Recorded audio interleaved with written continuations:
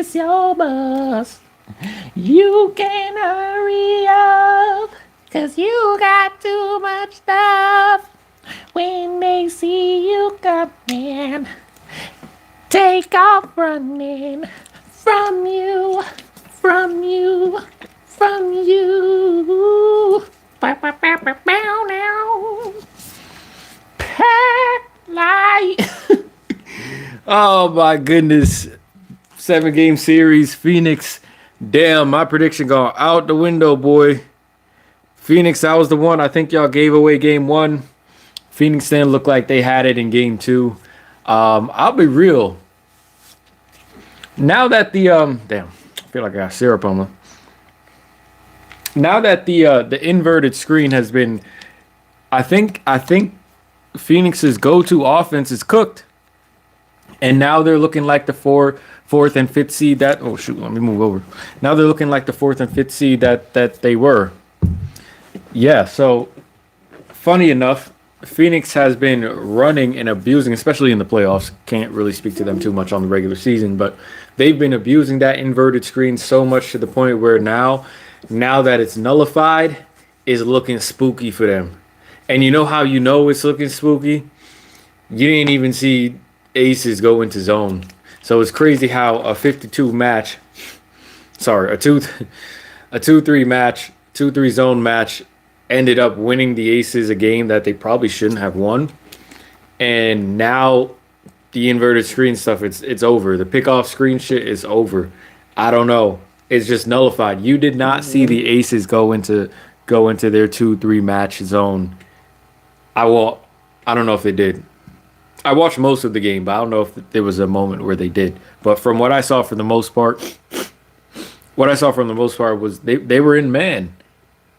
They were man to man, and that did not work. Kalia Copper went off, but I told y'all about Satou Sabli. I said, if Satou plays like this in future games, then Phoenix will always have a chance. But Satou, bruh.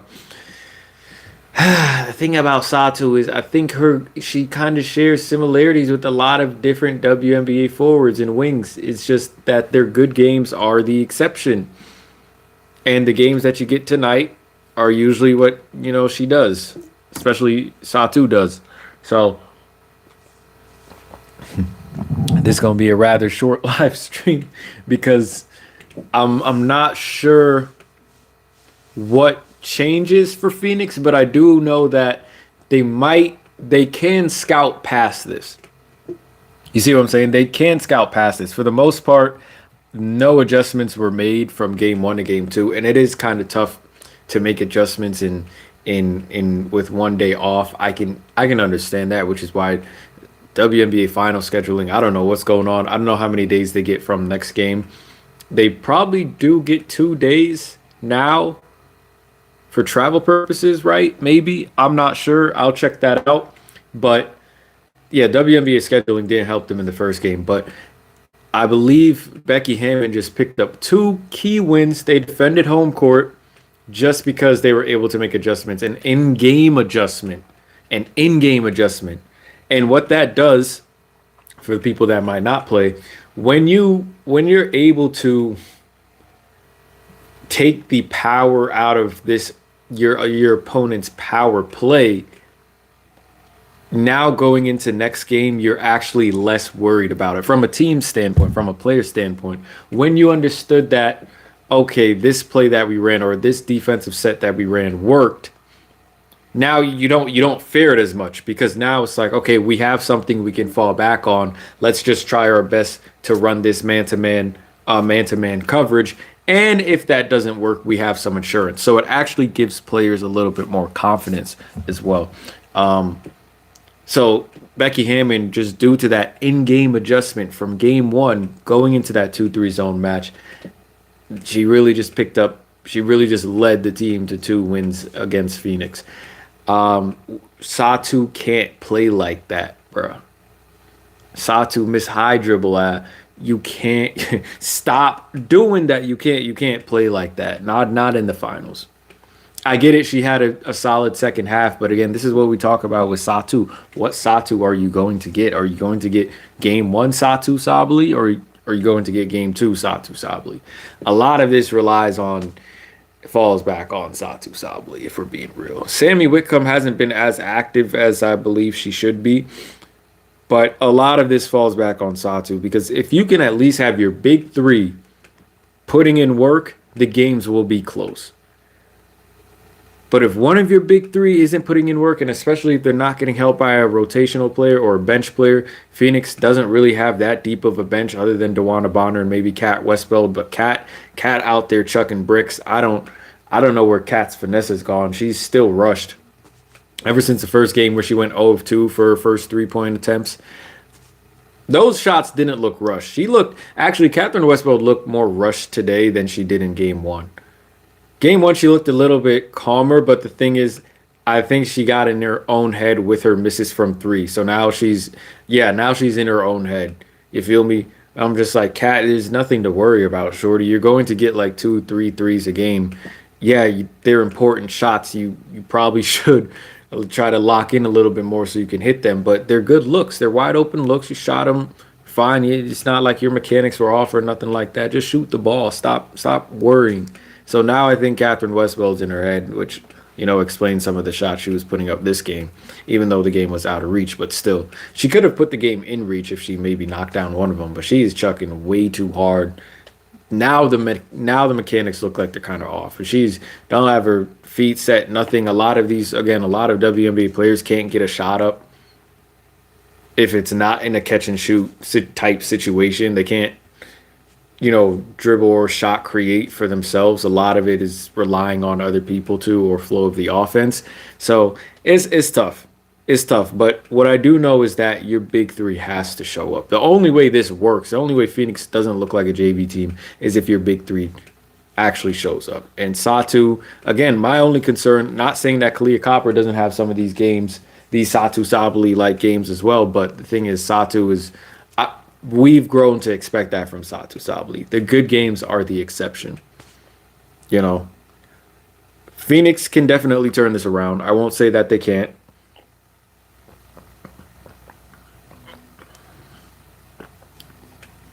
Aces look really good. It's very hard to stop Asia Wilson and Jackie Young when they're on like that. Jewel Lloyd is still hooping. Shouts out to Jewel Lloyd. She's killing. I'll give it to her. She's killing.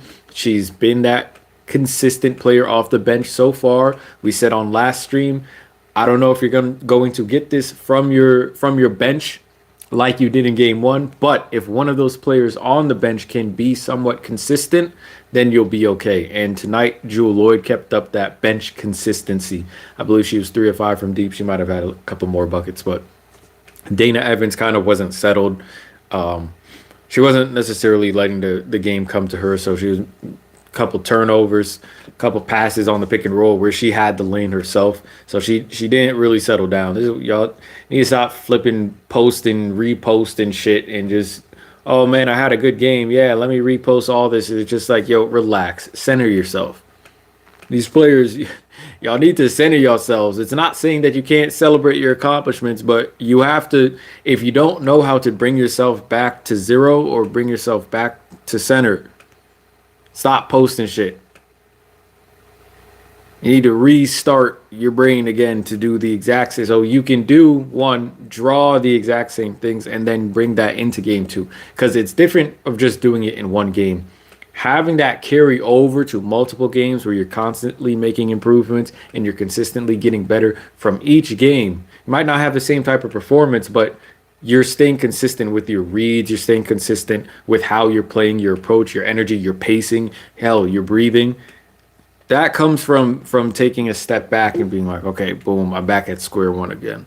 Let's do this again. Take what we learned and then apply this in game two. And then maybe learn whatever we're learning in game two. We apply that to game three as well. So I just feel like, I don't know. I just feel like Dana Evans wasn't necessarily centered this game. But either way, you had the bench production from Jewel Lloyd. So that, again, makes it easy. When Asia and Jackie Young are going off like that, tough to stop. I am the same person that said, I think Aces fans or whoever was rooting for the Aces, I tweeted this and I said, I think you guys are putting a lot of you're putting a lot of faith in the aces who are spearheaded by Asia Wilson and Jackie Young. I said I think you guys are putting too much faith in the aces when they're spearheaded by Jackie Young and Asia Wilson. I'm not switching up on that tweet. Like I stand on that. I think I wasn't necessarily a believer in the aces being carried by Asia Wilson and Jackie Young. Now, the fact that they're getting help from their bench and some of their role players, Chelsea Gray is still, Chelsea Gray's still playing well. She had a decent game as well today, and being helped out by the bench. Good minutes from Megan Gustafson, good minutes from Jewel Lloyd. They're getting help from their bench, so hey, from as of right now, it looks good.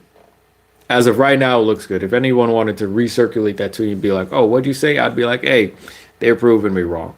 I just didn't have faith in them because I'll be real with y'all. I'm still here looking like if I'm here like if Sky doesn't pick up her damn dribble, are the Aces even in the finals?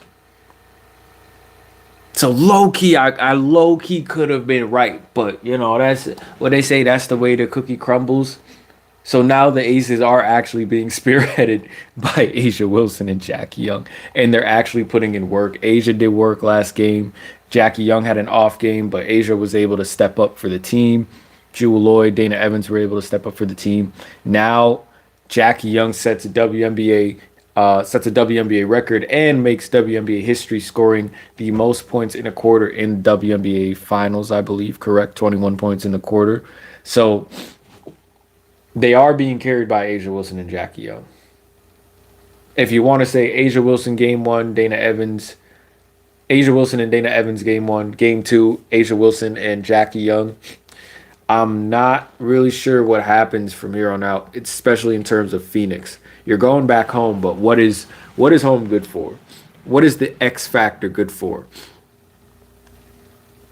Yes, I believe they're a top 3 playoff crowd in Las Vegas. Y'all a good crowd too, but damn, bro, y'all in the finals. Like, why are y'all sitting down? I don't know. The Aces crowd is a little too weak for me to be in the finals.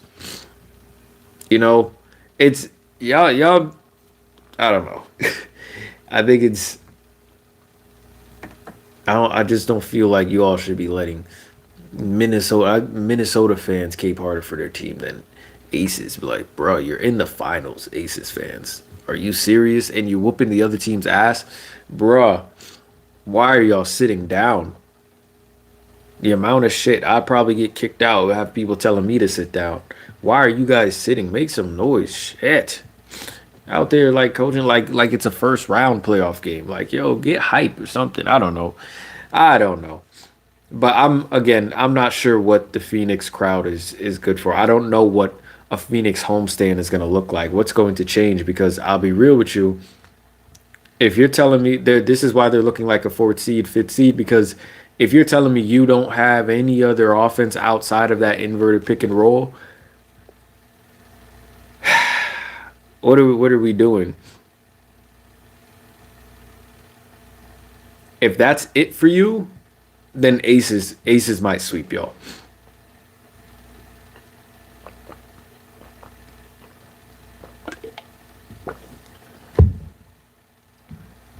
Oh shit, I thought Satou had 6. So, box score. Very low game from Alyssa Thomas. So actually it was low-key Alyssa Thomas that didn't show up. 5. Okay. Guys, we discussed this. Phoenix, we discussed this. I'll give it. Let me give them the discount real quick. So let's say 5 threes and 5 or 6 threes in clutch time. So 22. Let's say 22. So if we're going off their 3-point percentage, they were 5 of 22 from the field. That's like maybe 25 of 20 is about a quarter. So maybe around like high 20 percentage from 3-point land. Once again, the Phoenix Mercury shot 28 threes and made 5 of them. I am struggling to understand. Again, why are you shooting threes? Why are you shooting so many threes? Someone tell I know why Satu is doing it. Nobody wants to listen to me. Y'all all got jobs in the teams. Y'all all got jobs working for these professionals. But, you couldn't. I don't think you all really know your players like that because I know why Satu's shooting the three. Okay. I get that. But Satu has never been a good 3-point shooter. She had one season, and I believe her best season shooting the three was 36%. That was 2 years ago when she was in Dallas. She's never been a solid or reliable 3-point shooter. If Satu is off for the night, she is off for the night. She's not turning back on. She's not going to start streaking threes all of a sudden. You should know when she throws up them 3 bricks, that's it. Satu, I need you going to the hoop. I need you being a menace in the interior. And now Satu might be hurt because Asia stepped on. I'll be real with that. Asia, I'm not I don't know. Asia, I feel like Asia low key knew what she was doing. Because Satu went up for a mid range pull up. I don't know if you all saw it, fell to the ground. Asia was there in the landing space. That's what they called the initial foul on. But then Asia takes a slight step back and like steps on Satou Sabli's ankle. I don't know, and I don't know how I feel about that. I don't know if that was I don't know. Part of me just off reading body language and just being a player and whatnot. Part of me thinks that it kind of might have been intentional. I don't know. Did So I went back. I was like, are they beefing? Is Asia Wilson, is she not happy with Satou Sabli? Is there a reason she would do something like this? So I'm just scanning the game. Or is this just like trying to get a one-up on the opponent or something like so? I don't know. I don't know if it was intentional or not, but I feel like Asia was aware of what she was doing. I feel like Asia was aware that Satu's foot was there. I don't know. I don't know. Because to me, it's like feel yourself stepping on someone else's foot. You like pick up your foot kind of quickly, right? Because you don't want to make yourself go off balance. You kind of like slid off Satou Sabli's foot. So I'm not sure about that. But back to what I was saying about Satou. Satou has never been a reliable 3-point shooter. So as a coach, once you see that Satou isn't on for the night, send her to the paint. She should be a matchup problem for this team, especially down low. Satou is not small. She is not a why. Wait, Satou, you're month. Since when did all these players turn my age? Satou, we're the same age. Oh yeah, you are class of 2020. Never mind. Understood. Oh, actually, Satou, you kind of are a light body. Satou, you are light. 6'4", 175. I'm 5'10", 165. Oh, Satou, shorty, I could bench you. You 175? Satu's one. Does Satou look 175? 6'4", 175. Satou, you might have to hit the gym. I'll be real. I'm just going off of like Satou's shape. I've seen her upper body. She's cut like a motherfucker, but I didn't expect her to be 175. Satou, you might need like. You don't need much, but like 185 might be your ideal. That's where you might be a problem. Or maybe 180, 183. 175 is a little too light for you. I feel like if Satou was somewhere in that 180 range, then she might be able to bang in the post like that and also pose a lot more issues, a lot more problems. Yeah, so 36% from three in 2023. That was the year where she shot 43%, 36%, and 87% on her field goal, 3-point free throw shooting splits. This season, she shot 40% and 32% from three, 82% from the line. It's almost like a Sabrina Ionescu situation where the only thing you shoot well are free throws. Because this isn't good at all. So if I know you're off for the night, you gotta send Satou below the perimeter. Let her operate, let her slash, let her post up. Because it's not gonna work from outside the perimeter. The Phoenix Mercury shot 28 threes and made 5 of them. What are y'all doing on offense? Your offense isn't clicking. You don't have players that can really create their own three-pointer or create their own shot like that outside of Kalia Copper. Sammy Whitcomb is more so a catch and shoot player. Makani, she can create her own shot. I'll give her that. She can create her own shot, but she's not a reliable 3-point shooter. 0 of 3 from the field tonight. DeWanda Bonner, I'm not sure. Maybe the good games are exceptions for her too. Catherine Westbeld, 0 of 3. She's out of there. Kalani Brown, boy, let me tell you something. someone on the Phoenix Mercury page was just like, why don't we play Kalani Brown? Boy, you just saw why. You just saw why. Yup, shake hands with your agent again, because the fact that you and Lexi Brown are under contracts going into the new CBA, you all are.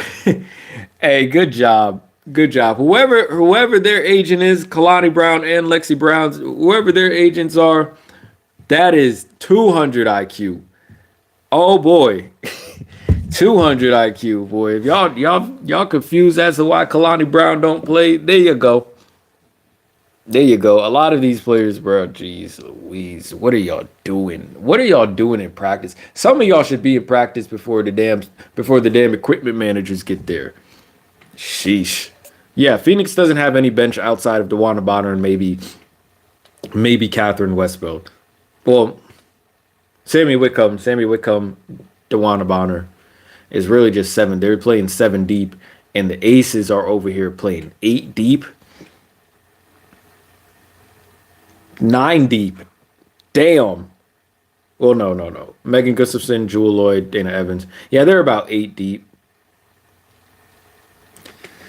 So in terms of depth, the Aces are doing much better. They're doing much better. I'm not sure what changes in Phoenix, but I do know that Satou Sabally can't be shooting those 7 of 19.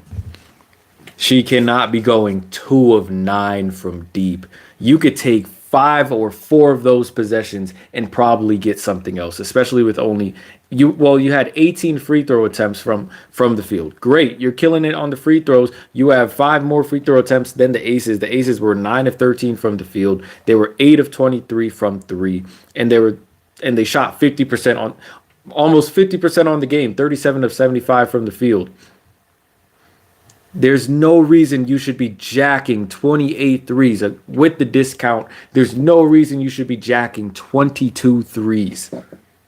You should low-key be around that Aces mark. You should be around that 20 to 23 three-pointers a game.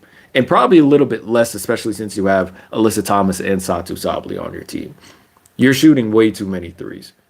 But if this is the only offense you have, because your inverted pick and roll has now gone to bed, then the Aces might sweep. The Aces might sweep, guys. It's looking very spooky for the Phoenix Mercury. They better find a way to get a game. If they don't win game 3, this shit over. A lot of people probably think that it's already over, but if they can win game 3, they'll be okay. I think they'll give themselves a chance, and they'll give themselves some belief, because as of right now, the Aces are whooping on them, and they have no answers. So really, this is a coaching staff issue. The coaching staff need to find a way to game plan and I don't know, tap into another offense you might have lying dormant. I have no clue, but I do know that if you got figured out to the point where that costs you 2 games in the WNBA Finals and a best-of-7 series, I don't know. I don't know if I could have you guys winning 4, giving up the first 2. It's rough. It's looking rough. The Aces, on the other hand, you're playing in a 7-game series, potential 7-game series, best-of-7 series. Will the Aces, if the Phoenix Mercury win, and they have to win game 3 to stay alive. But if Phoenix wins, Now you can maybe play the fatigue game with the Aces. Do the Aces have enough steam, have enough gas in the tank that they can finish off this series even if they drop a game or so? That's the only other question to ask. We'll find out how this 7 game best of 7 series affects these teams really after game 3, which is in hold up because I don't even know when the game is. Let me check. How many days of rest do they get? Let's see. Let's see the WNBA scheduling because they have to travel not too far, but they should have a day for traveling. So let's see what happens. When do they play next? They play.